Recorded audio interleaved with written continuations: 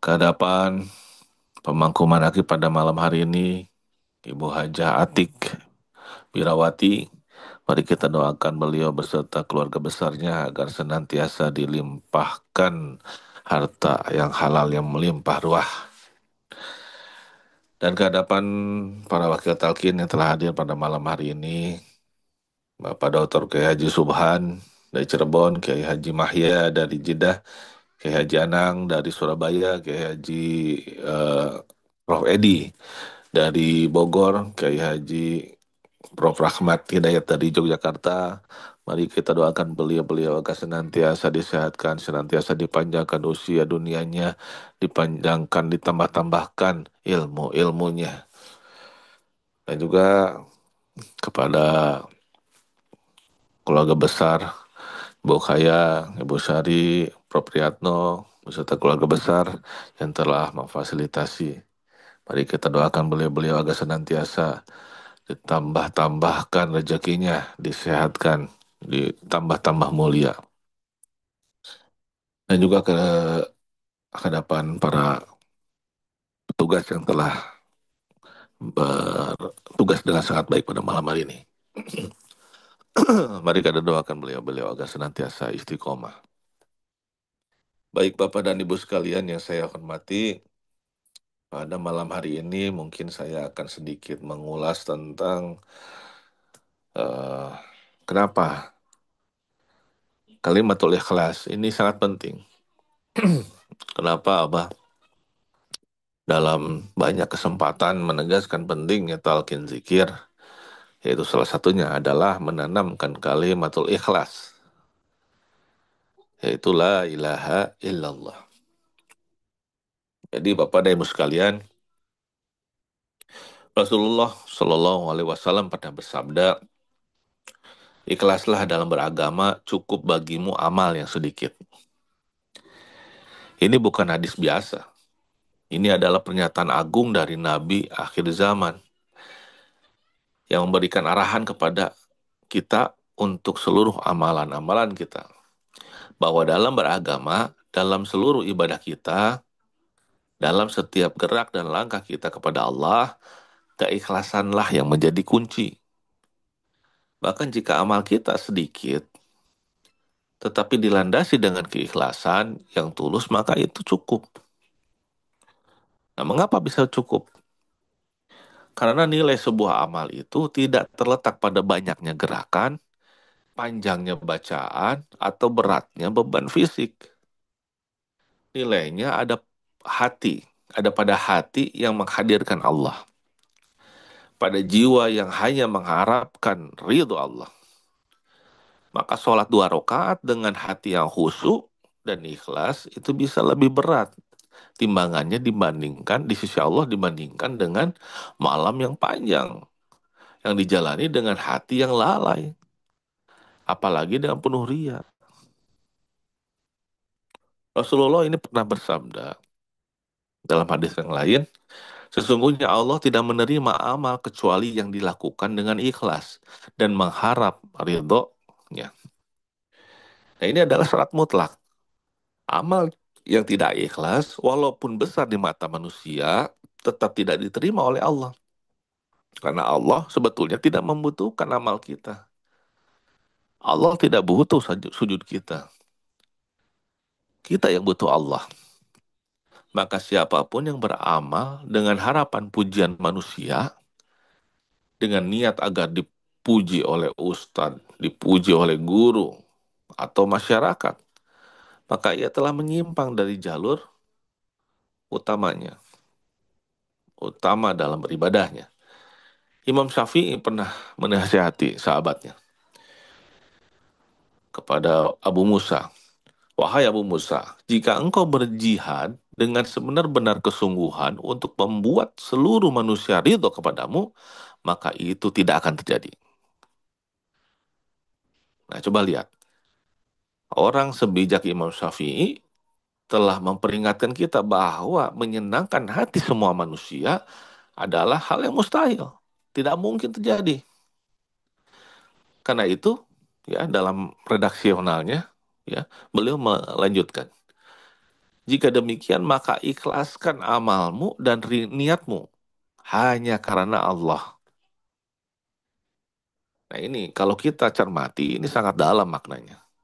Kita seringkali terlalu sibuk menjaga citra kita di depan manusia, tetapi lupa menjaga niat kita di hadapan Allah. Kita rela mengubah cara bicara kita, berpakaian kita, bahkan cara ibadah, hanya demi terlihat baik di hadapan manusia. Tapi lupa bahwa Allah tahu isi hati kita, walaupun hanya sebesar zarah pun, hanya sebesar atom. Allah tahu siapa yang sholat karena cinta kepadanya, dan siapa yang sholat karena hanya ingin dilihat oleh manusia, terlihat soleh. Nah karena itu, Ibnu Qayyim memberi perumpamaan. Ibnu Qayyim mengatakan, amal tanpa keikhlasan seperti musafir yang mengisi kantongnya dengan kerikil pasir. Memberatkannya tanpa tidak bermanfaat. Sorry, memberatkannya tapi tidak bermanfaat. Kita mungkin terlihat sibuk dengan amal. Kita mungkin lelah dengan aktivitas dakwah, ya. Lalu kemudian manakiban di sana di sini, bahkan pengajian, kajian dan sebagainya. Tapi jika semua itu tidak ikhlas, maka semuanya hanya menjadi kerikil. Berat dibawa-bawa, tapi tidak bermanfaat. Bahkan sia-sia belaka. Tidak ada niat di hadapan Allah. Nah ini yang seringkali disampaikan oleh Abah, bagaikan tepuk tangan dan bersiul. Seperti itu. Bayangkan, seorang musafir berjalan jauh, memanggul beban di punggungnya, lalu mengira dia sedang membawa makanan, air atau bekal, uang, dirham dan sebagainya. Tapi ketika dibuka, ternyata hanya pasir dan kerikil. Apakah bisa dimakan? Tidak. Bermanfaat? Tidak juga. Lelahnya masih ada, ya. Tapi tidak ada yang bisa apa, menyelamatkannya dari lapar dan haus. Tidak ada gunanya yang dia panggul selama ini. Begitu juga amal yang tidak ikhlas. Lelahnya itu melakukan ibadah, ibadah malam, ya. Tetapi hanya ingin dipuji oleh manusia, maka akan cepat lelah saja. Tidak ada nilai di hadapan Allah. Nah, Bapak Ibu sekalian, mari kita sekarang latih diri kita untuk hanya memikirkan Allah. Saat sholat, hadirkan bahwa kita tuh sedang berbicara dengan Allah. Kita ruku karena Allah memerintahkannya. Kita sujud karena Allah mencintai hamba yang merendahkan dirinya. Saat kita berzikir, jangan biarkan lisan bergerak tanpa makna. Hadirkan hati, hadirkan zikrul khafi. Biarkan hati kita bergetar menyebut nama Allah. Setiap amal, baik itu sholat, puasa, sedekah, membaca Quran, ya, menolong orang lain. Semua kita niatkan hanya untuk Allah. Jangan pedulikan pujian manusia. Jangan berharap balasan dunia juga. Karena sesungguhnya manusia itu hanya melihat kulitnya saja. Tapi Allah melihat isinya. Maka dahu Abah, kita mah jangan mempertahankan nama baik. Pertahankan amal baik. Jadi meskipun kita beramal baik, ya, orang tidak memuji, tidak apa-apa. Tetapi ketika kita mempertahankan nama baik, ya, berarti ada suatu keinginan untuk diakui menjadi orang baik. Nah, maka hati-hatilah terhadap penyakit hati yang paling halus, yaitu ria tadi. Ria itu datang pelan-pelan, menyusup dalam niat kita.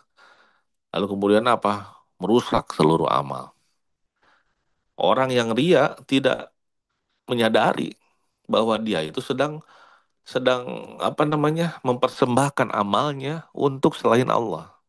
Tidak sadar, ia bisa saja tetap memakai pakaian Muslim, ya, baju gamis panjang yang indah, gagah, tetap beramal, tetap berdakwah. Tapi semuanya dilakukan hanya ingin dianggap baik, ingin disebut ustadz, ingin disebut kiai, ingin disebut orang soleh, ingin dikomentari, Masya Allah, Masya Allah, Tabarakallah. Ingin semua orang menyebut seperti itu di hadapannya. Padahal itu tuh hanya kemusyrikan yang tersembunyi. Syirik kecil. Dan Nabi sudah mengingatkan, yang paling aku khawatirkan dari kalian adalah syirik kecil, yaitu ria. Nah, coba kalau kita merasa kita sudah sholat apa dengan baik, lalu merasa bangga, hati-hati. Kalau kita merasa kita telah banyak bersedekah, lalu kemudian mengharapkan orang tahu, meskipun sedikit saja dalam hati, hati-hati. Karena kita telah memasukkan sesuatu selain Allah ke dalam niat kita. Karena niat kita sudah rusak, maka amal kita sudah pasti rusak. Nah, jadi mulai sekarang kita perbaiki niat kita. Mari kita bersihkan hati kita, kita latih diri kita supaya kita selalu bertanya kepada diri ini sebelum beramal. Untuk siapa aku melakukan ini? Jika jawabannya bukan karena Allah, maka sudah stop. Jangan lanjutkan. Meskipun itu berupa kebaikan. Perbaiki dulu niatnya. Perbaiki, perbaiki, perbaiki. Sampai nanti ketika kita bertanya, untuk siapa? Untuk apa? Untuk aku melakukan ini semua ini. Karena tanpa niat yang baik, yang ikhlas, maka amalannya akan rusak. Jika niatnya murni karena Allah, ya, meskipun yang dilakukannya kecil, tapi amalnya akan menjadi besar di sisinya. Jadi lupakan dululah dunia sewaktu kita beribadah. Lupakan siapa yang melihat, lupakan kamera, lupakan status media sosial. Kita sedang berdiri di hadapan Allah. Kita sedang sujud di hadapan Allah. Jadi apalah artinya pujian manusia kalau seperti itu? Jika Allah murka kepada kita, tidak ada lagi apa pentingnya pujian manusia itu. Apa artinya dianggap hebat, dianggap soleh oleh makhluk, sementara kita tidak mendapat ridho dari Sang Kholik. Mari kita rasakan benar-benar bahwa Allah itu benar-benar di hadapan kita. Rasulullah mengajarkan, ya kan? Ihsan itu apa? Engkau menyembah Allah seakan-akan engkau melihatnya. Jika engkau tidak melihatnya, maka sesungguhnya dia melihatmu. Nah, ini yang diajarkan oleh pengusaha ihsan. Kita boleh saja kita tidak melihat Allah. Tapi kita yakin bahwa Allah melihat kita. Maka tundukkan hati kita. Tundukkan jiwa. Jangan hadirkan kesombongan. Karena kita bukan siapa-siapa di hadapan Allah. Kita hanya hamba yang lemah, penuh dosa, dan lemah, selalu butuh bantuan Allah. Bahkan untuk jantung berdenyut pun butuh bantuan Allah. Ini bukan hal yang mudah ya Bapak Ibu. Tapi bukan juga mustahil. Ikhlas ini butuh latihan, butuh mujahadah, butuh evaluasi setiap saat. Jangan biarkan amal kita itu berlalu begitu saja tanpa kita periksa niatnya sebelum kita melakukannya. Setiap hari sebelum tidur, tanyakan pada diri ini, hari ini apa amalan-amalanku yang benar-benar kira-kira untuk Allah. Lagi ngapain? Jika belum, maka besok adalah kesempatan lagi kalau kita memang diberikan umur yang panjang untuk memperbaiki amalan kita, untuk memperbaiki niat kita. Dan yang terakhir, kita harus yakin. bahwa Allah Maha mengetahui siapa yang ikhlas dan siapa yang berpura-pura. Allah tidak akan menyia-nyiakan amalan meskipun kecil tapi tulus. Allah tidak akan lupa, tidak akan menutup mata, tidak akan menyia-nyiakan semua itu. Bahkan meskipun itu kecil, Allah akan melipat gandakan pahalanya tanpa batas. Karena Allah telah berjanji dalam Al-Quran, sesungguhnya Allah hanya menerima dari orang-orang yang bertakwa. Siapa yang bertakwa? Daud pengesabah, yang bertakwa adalah yang di dalam kolbunya ada takwa. Takwa hahuna, takwa di sini, di dada sebelah kiri. Nah, maka betul kata pengesabah, diterima sholat. Kenapa? Karena orang yang bertakwa. Orang yang ditalki sudah ada dalam keadaan orang yang bertakwa. Dan takwa itu dimulai dengan hati yang ikhlas. Hati yang ikhlas artinya hati yang memiliki kalimatul ikhlas di dalamnya ditanamkan oleh sang pemilik kalimatul ikhlas yang memiliki otoritas untuk menginstalkan program ikhlas tersebut dalam kolbu setiap murid-muridnya. Alhamdulillahilladzi fadlana ala katsimin ba'di mu'minin. Ya semoga kita semua sedikit demi sedikit bisalah untuk latihan mujahadah dalam membentuk hati yang ikhlas dalam setiap amalia kita. Meskipun sedikit-sedikit, tapi upayakan ada niat yang ikhlas karena Allah agar senantiasa akan menjadi tabungan amal kita nanti di akhirat nanti. Sekian yang bisa saya sampaikan. Assalamualaikum warahmatullahi wabarakatuh.